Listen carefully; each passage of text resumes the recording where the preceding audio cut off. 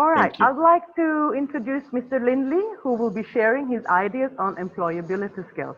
Mr. Lindley is working as a learning consultant at Pearson Middle East, and he's a specialist in the global scale of English, curriculum development, project-based learning, and incorporating 21st century skills into the classroom. The title of his presentation is Teaching Employability Skills for Low-Level Learners. I'm happy to invite Mr. Lindley. Welcome. The floor is yours.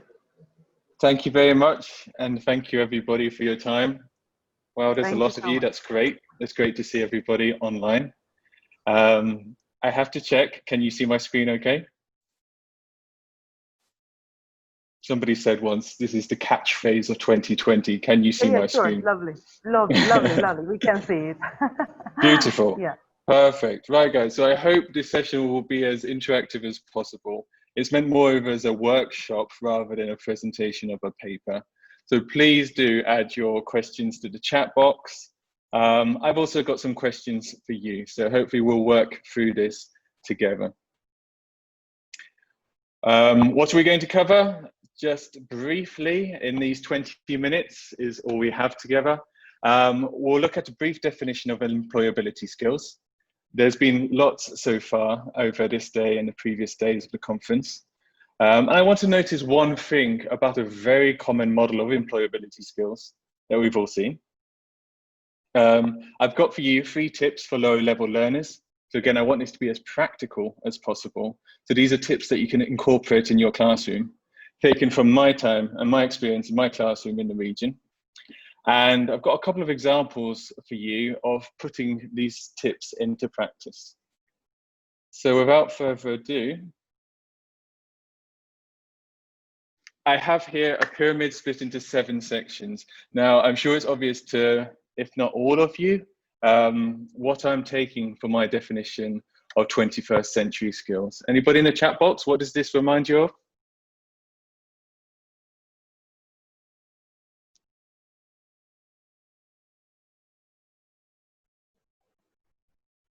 Do we know what I'm referring to here? Fahmida says yes. Okay, there we go. Parveen, Bloom's taxonomy, for what Bloom's taxonomy? Exactly. I'm sure you've all seen this before. The purpose of this talk is not to explain Bloom's to you. I'm just taking Bloom's as a very simple way of presenting 21st century skills. If you look at Bloom's, I mean, the essentials of Bloom's are in the 4 C's. I mean, you've got communicating, you've got collaborating in here. The essential of Bloom's are in the P21 framework.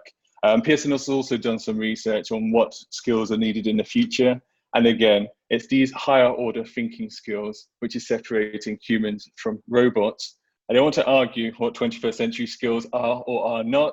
For the purpose of this presentation, let's take this as an example of many of the skills that are, especially the higher order thinking skills. What we need to notice about this pyramid is our 21st century skills, the real meat of the 21st century skills, are higher up in the pyramid. Applying, analyzing, evaluating, creating, with creativity being one of the 4 C's. These are at the top of the pyramid. Now, what does that mean? What it means for me, and having observed many classrooms in the region, is that these skills are often taught later. We often need to scaffold these skills, and we start at a very low level with recording facts, because after all, you need to be able to say, hi, my name is. You need to know some basic vocabulary, you need to know the numbers. These are all facts. You need to know some verbs, some grammar, and it's a lot of like memorization at the low levels. And I think this is a shame. I think the purpose of this presentation today is to look at how we can potentially spend less time recalling, remembering facts and understanding ideas at the low levels, and making sure at the low levels we are doing plenty of creativity and evaluation, even though it is a commonly held assumption that these skills can't be taught till later. I know from Pearson textbooks, we often don't teach the 21st century skills to A2 plus. And I know a lot of you will be teaching in the preparatory years, and your students will come in at maybe A1 or A2 level. And this means we're not actually teaching 21st century skills to the second term. I think this is a great shame. What I'd like to look at is potentially reversing this pyramid, if I may. So what if we could spend less time recalling, remembering facts while learning English, and more time producing new and original work? And that way, I think this conference is all about agreeing that 21st century skills are needed. We make sure we're actually teaching them and practicing 21st century skills from the beginning of the academic year. So it's a nice picture. It's a nice idea. Maybe in reality, it won't be a total flip, but I want to look at ways in actually trying to reverse this trend and trying to create more opportunities for creating and evaluating in very low level classes. So that's the challenge for today. How do we get there? Okay, so tip number one, I've got 3 tips for you guys. Tip number 1 would be integrating the 21st century skills to your lessons. Well, that might sound obvious, but I want, first of all, to establish the groundwork that these 21st century skills are not meant as a replacement to your regular class. I know there's a lot of talk about project-based learning, and it's really exciting at the moment, especially with distance learning. I know a lot of people are doing projects, and it's a great way to assess the 21st century skills. But let's not have them replace your vocabulary, replace your grammar. In fact, from my experience, it's great to be able to give a 21st century skills lesson or create a task where 21st century skills are needed after maybe 1 or 2 days of scaffolding. So I would perhaps teach a bit of vocabulary, teach a bit of grammar. I'm teaching the 4 skills as I would normally do. I'm probably following my text page to page because I have to, because it's part of the standardized curriculum, which is how a lot of the preparatory years operate in Saudi Arabia.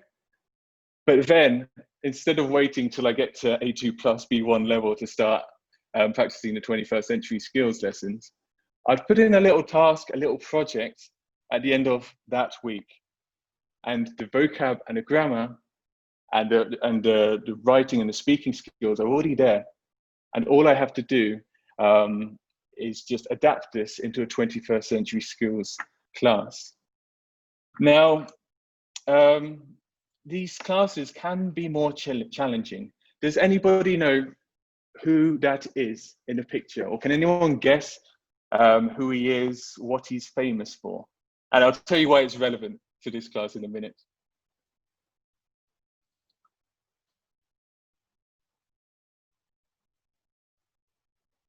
He was famous. He's a wrestler. No, he's not a wrestler. So he's obviously strong. He's not a wrestler.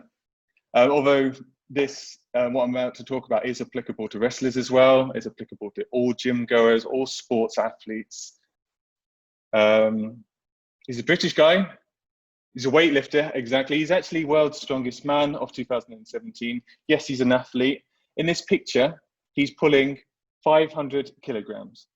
That's half a ton. So he was the first person to ever lift half a ton, which is a lot. The previous weightlifters lifted around 450 kilograms as their max. Then he came along and lifted 500 kilograms. How does this relate to learning? Well, I want to talk a bit about his training schedule. Now, you'd probably imagine that he would be lifting 450, 460, 470 in his training every day, every week. You might imagine that marathon runners, to train for a marathon, run a marathon or run at least 20 kilometers every day, and they don't. The point is, this guy said in an interview, he only trains with 400, 410. At one point, he lifted 430 kilograms. It was only in competition that he then went for his max and lifted 500 kilograms. And the point of this is to say is that I wouldn't shy away from a more difficult challenge just because our students are A1. So say, for example, our students are A1. You might have a few pre-A1, you might have a few A2 in your class, but if we scaffold our lessons correctly, it is nice once a week, once every 2 weeks, to then really push our students and attempt an A2 plus, even a B1 activity. And we find from research in Japan, it was, that it's actually a really effective pacing schedule to practice on low-level activities, get in your comfort zone. Let's not challenge our learners too much. Maybe they're operating at 70% of their ability when they're learning the vocab, they're learning the grammar. But then once a week or once every 2 weeks, really push them to do something that they can't do, something that they haven't done before, something that they're proud of achieving. And this really is motivational and this is really is learning if you do something that you couldn't previously do. Yes, some students won't get it. It shouldn't be too demotivational because it's not every class. We're not pushing every class to their max. Once every 2 weeks, we can push them. Maybe some students don't get it, and maybe a few months later, you can repeat a similar task when you think they are ready. Point is, of this tip, scaffold your 21st century skills lesson. If you are attempting an activity that you think is a bit too difficult for your students, don't let that put you off from at least attempting the activity. Next. Okay, I'm not going to ask you who that is. Incorporate it into the real world. This is a little anecdote. Of course, we as ELT teachers, we know that incorporating real world authentic material is ideal.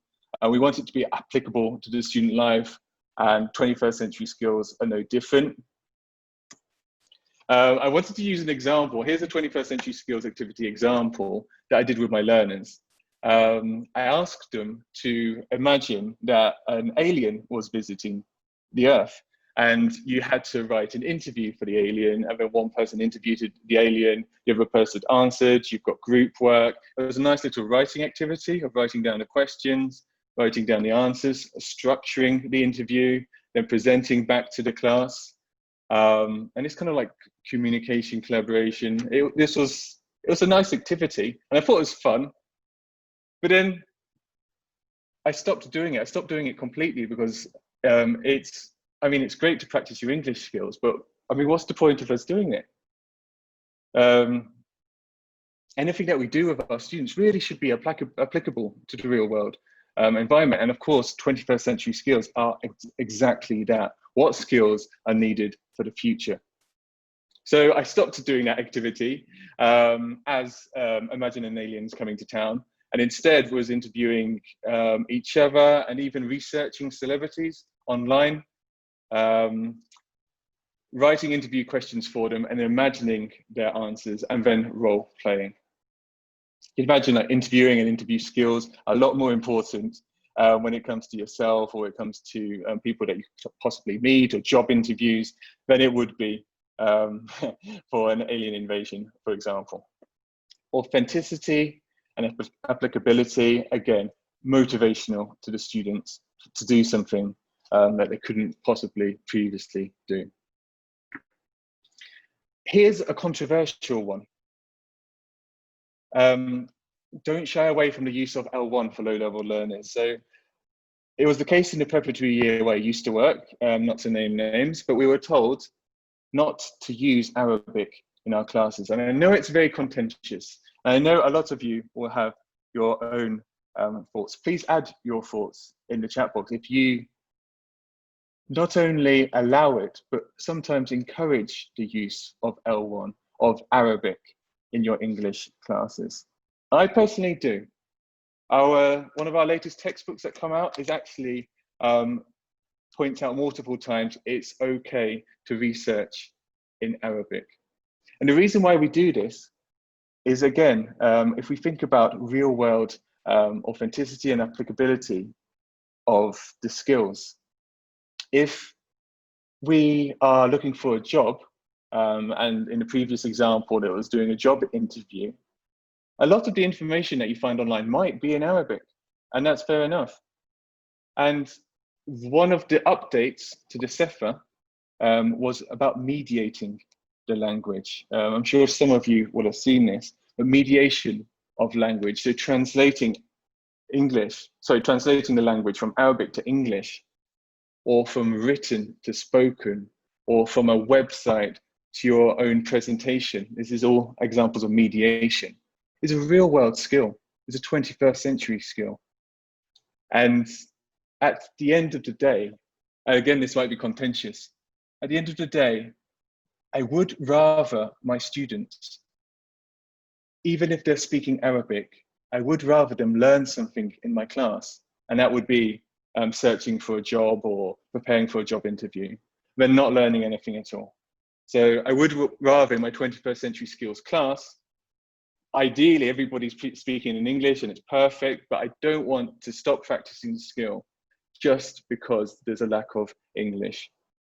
There's some comments here. Sophia says she allows it, but not all of the time. Yes, of course, it is an English class. I just don't like the gut reaction of Arabic no, because especially with the update to the Common European Framework. If you're interested in it, I'll put this link in the chat box. Can I copy that? I'll put this in the chat box at the end. It's an update to the Sefer. Brian North explains it nice and succinctly about using mediation in the classroom, how it's a real world skill, translating from Arabic to English, is real world application of English and of 21st century skills. Atif says, when they fail to get the instructions, sometimes moves L2 to L1. Okay, if that works for you. Ali says you can use Arabic, but communicatively and considerably.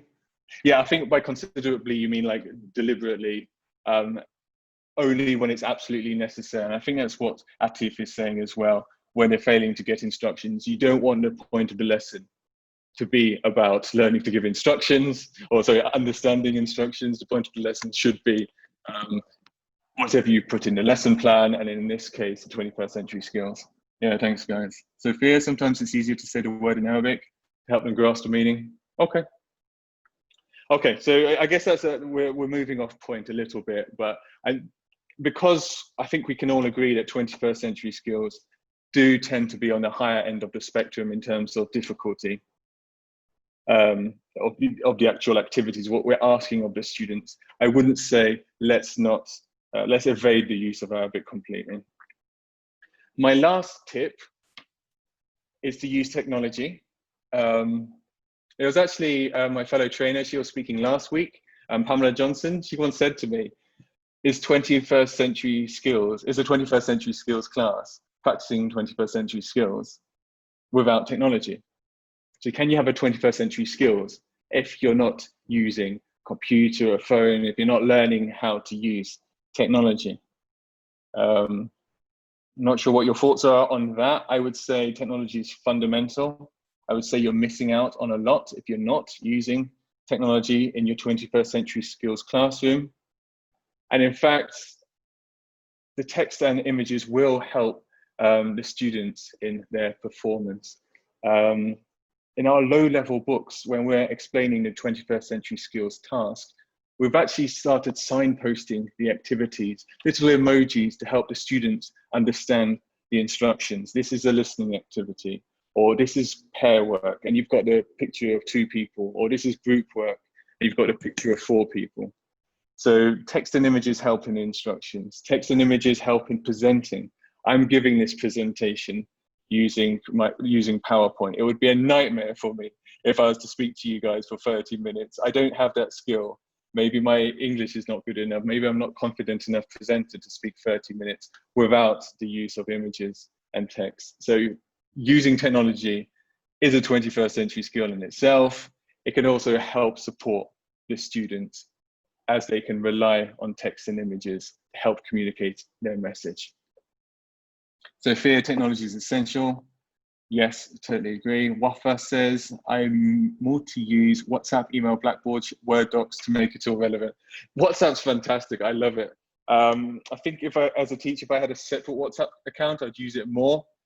In case you guys are interested, I use WhatsApp every single day for business, for talking to my colleagues, for talking to other learning consultants, coordinators in the region. You know how important WhatsApp is. So let's get our students on it, no problem.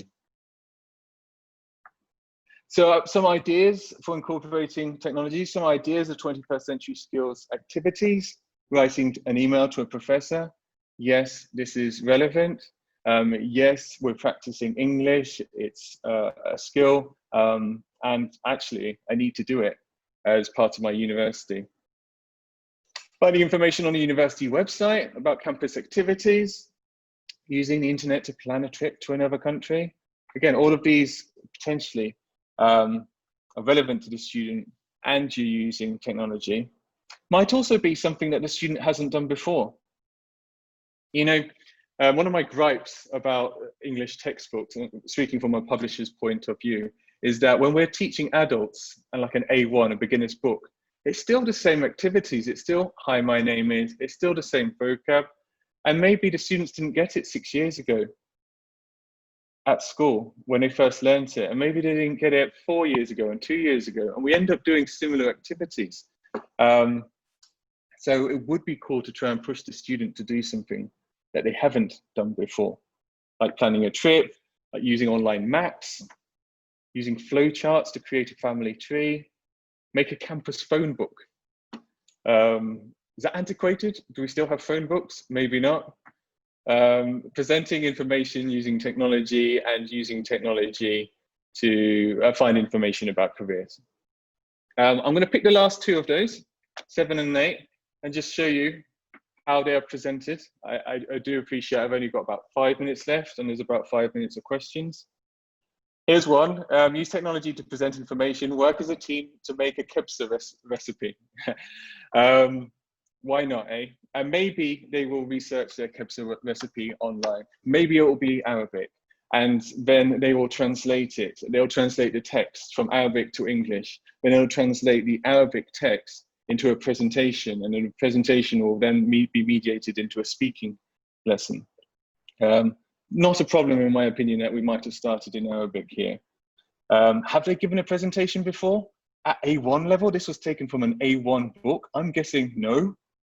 At A1 level, presentations in the CEFA, Common European Framework, don't appear till A2+. Really, they start in B1. This potentially is a B1 activity, but if I've scaffolded the vocab, and this was taken from a unit where you're teaching obviously food, and you're also teaching, I think it's recipes, so it will be imperatives. The vocab's there, if the grammar's there, if some basic speaking skills are there, maybe this is an A2+ B1 activity that you can try with your students. The other thing I like about this activity is that you've got 4 people and they've all got a different role, meaning each person is essential, and they're all invited to practice the 21st century skills. You can't have one person just, you know, being quiet. I mean, it often is the case when the activity seems to be a bit more difficult. And my second example, finding information about careers, a job search. Again, you can actually see it written in an asterisk. You can search in Arabic, information must be posted in English. We start simple. In this unit, we've already taught vocab to do with jobs and also verbs associated with those jobs. I think the grammar was the past simple. So again, you can imagine this being taught at the A1 level towards the end of the book. Start with the name of 3 jobs, easy. Then we're sorting them into different categories. So what is the career? What do they need to research? How do they organize their writing? And then we then take it in turns to speak with your partner and ask what skills are needed. So we're kind of interviewing our partner before analyzing whether we have those skills ourselves. Do you think you could teach that in a class? Maybe some of it, maybe all of it, maybe you'd come back to it in a later class. It's nice that you're putting this vocab, this grammar into a real world scenario after just a few lessons on this topic with your students. Right, I've got 5 minutes left and I already see some comments in the chat box. Ali says, some teachers are digital immigrants, so they need to update themselves all the time. I love that comment, Ali. I totally agree. I actually read something where it said even people born today will at one point be considered a digital immigrant, because technology is progressing so quickly that it's actually beyond our capabilities of continually being able to learn the new skills. So you might grow up with Facebook and Snapchat, but what if when you're 12 years old, there's a new technology that nobody else has used before, and that in its own way, you'll be a digital immigrant too. And then, yes, on top of that, teachers often need to learn these 21st century skills before they can actually teach them to the students. Yeah, it's an interesting comment, Ali. Atif, when teachers focus on high order thinking skills in a class but are confronted with standardized tests, memorization and recalling information, how frustrated you would feel. Yep. Okay, standardized tests.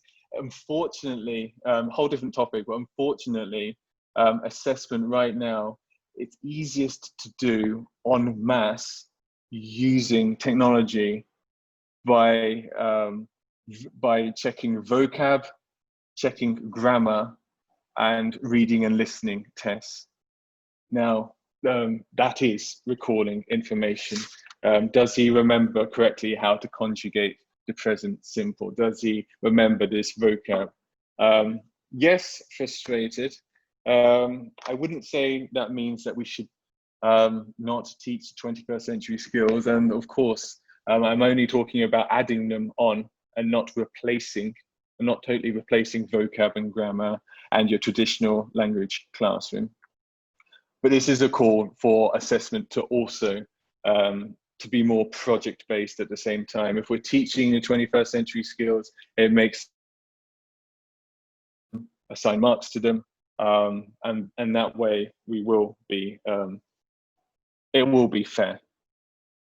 Yeah, good point, Atif. Any other questions, guys? I have 1 minute, 2 minutes. Dr. Estin, you're welcome. More than welcome. I was going to put you the link in the chat box. How do I do that?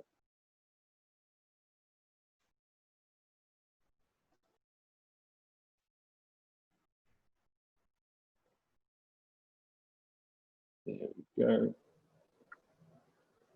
Lovely, lovely. Thank you so much, Mr. Lindley. It was really an inspiring workshop, let's say, because it was very interactive and I enjoyed it a lot. And I'm sure the participants did that as well by asking you questions. Lovely, really. I appreciate it a lot. Thank you so much for being with us today. And please take your time to fill in the poll that appears on the screen. Thank you so much, Lindley, Mr. Lindley, and I wish you a nice day. Thank you. More than welcome. Thank you. Thanks everybody for your time. Thank you so much. All right, please take your time to fill in the poll and we will shortly resume with the next session.